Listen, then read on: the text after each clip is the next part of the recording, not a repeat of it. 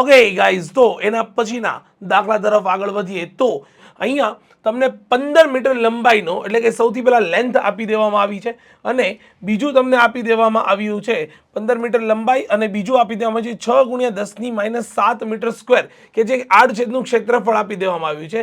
ત્યારમાંથી અવગણી શકાય તેટલો ઓછો પ્રવાહ, ઇટ મીન્સ કે અહીંયા આઈની કિંમત જે છે એ લઈ લેવાની છે 0, આદર્શ રીતે લઈ લેવાની છે 0. ચલો ડન છે. ત્યારે તમને જે અવરોધ આપી દેવામાં આવ્યો છે એ બાહ્ય અવરોધની કિંમત આપી દીધી છે 5 ઓહમ, બરાબર. તો આ પ્રયોગ કરવા માટે તાપમાનના દ્રવ્યની તમને શોધવાની કીધી છે અવરોધકતા રો કેટલી હશે. ચલો ડન, રો ની કિંમત શોધવાની કીધી છે.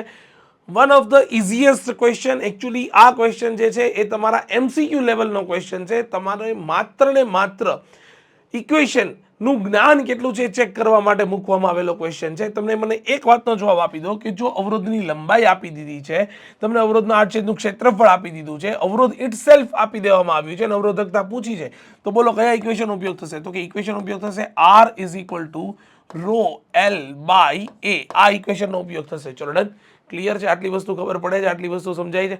હા કે ના બોલી જા. R = ρl/a અને એમાં તમે રો ને સીધો સિમ્પલ ઇક્વેશનનો કરતા બનાવો તો રો = થઈ જશે R × a/l. આ ઇક્વેશન આવી જશે. ચલો ડન, ક્લિયર છે? આટલી વસ્તુ ખબર પડે છે? આટલી વસ્તુ સમજાય છે?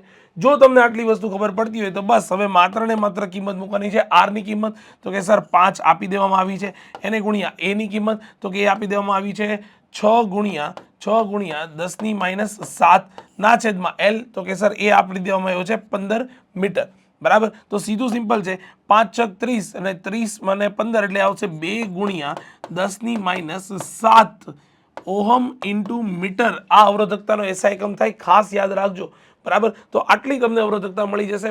એકદમ ઇઝી ક્વેશ્ચન છે, કશું નથી. કોઈ પણ પ્રકારનો ટાઈમ વેસ્ટ ના કરો, ખાલી એક વખત નોટ ડાઉન કરી લો, જોઈ લો તો બી આવડી જશે. નેક્સ્ટ દાખલા તરફ એના પછી આગળ વધીએ.